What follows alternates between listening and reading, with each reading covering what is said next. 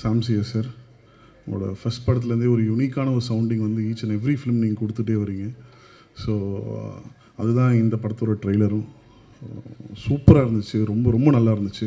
அந்த மெலோடி பாட்டாக இருக்கட்டும், உங்களோட அந்த ட்ராவலே ரொம்ப இன்ஸ்பைரிங்கான ஒரு ட்ராவலாக பார்க்குறேன். நிறைய வீடியோஸ் உங்களுக்கு பார்த்துருக்கேன்.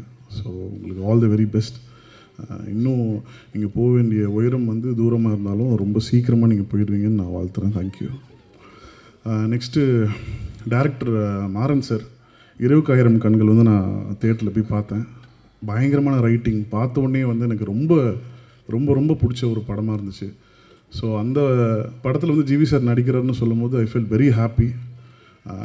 பிகாஸ் நீங்கள் இருட்டில் வந்து பயங்கர மேஜிக் பண்ணக்கூடிய ஒரு ஆள். ஏன்னா அது வந்து ரொம்ப முக்கியம் இல்லையா? பட் நம்ம ஹீரோ வந்து இருட்டை பார்த்தாலே பயம் வந்து, அது எத்தனை பேருக்கு தெரியுன்றது தெரியாது. தனியாக தூங்க மாட்டார், லைட்டு போட்டு தான் தூங்குவார் நைட்டு. அங்கே போகிற மேலே பாரு, இங்கே பாரு, அங்கே பாரு, ஏங்க தூங்குங்க, ஏங்க அப்படி டார்ச்சர் பண்ணுறீங்க அப்படின்னு சொல்லுவேன். ஸோ அப்படி இருக்கும்போது வந்து உங்களுக்கு இந்த படத்துக்கு அப்புறம் இருட்டை பார்த்தா ஒரு பயம் இருக்காதுன்னு நினைக்கிறேன் ஜிவி சாருக்கு.